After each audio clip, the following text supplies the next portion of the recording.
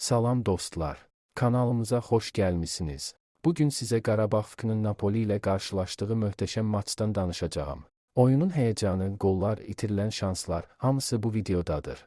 Gəlin başlayaq. Bu qarşılaşma həm Qarabağ üçün, həm də Napoli üçün böyük əhəmiyyət daşıyırdı.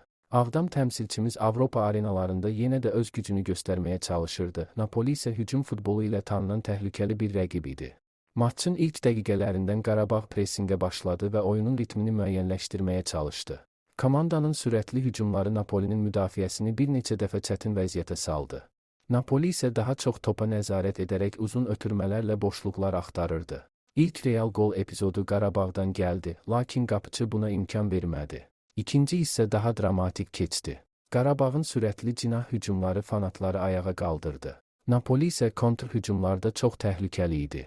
Maçın ən həyəcanlı anlarından biri, Qarabağın 100%lik gol şansını qapıçı möhtəşəm qurtardı. Eyni zamanda Napoli də bir dəfə dirəyə tuş gəldi. Gol isə məhz oyunun gedişini dəyişdi. Burada nəticəni öz istəyinə görə deyə bilərsən, məsələn, Qarabağ hesabı açdı, Napoli öndə keçdi və əs. Bu an həm stadionda, həm də ekran qarşısında olan hər kəsi həyəcanlandırdı. Ümumilikdə Qarabağ bu qarşılaşmada Avropa səviyyəsində necə döyüşdüyünü bir daha sübut etdi. Komandanın özünə inamı, azarkeşlərin dəstəyi və taktiki intizam oyunun əsas məqamları oldu. Videonu bəyəndinizsə kanala abunə olmağı və şərhlərdə bu oyun haqqında fikirlərinizi yazmağı unutmayın. Qarabağa böyük uğurlar. Görüşərik.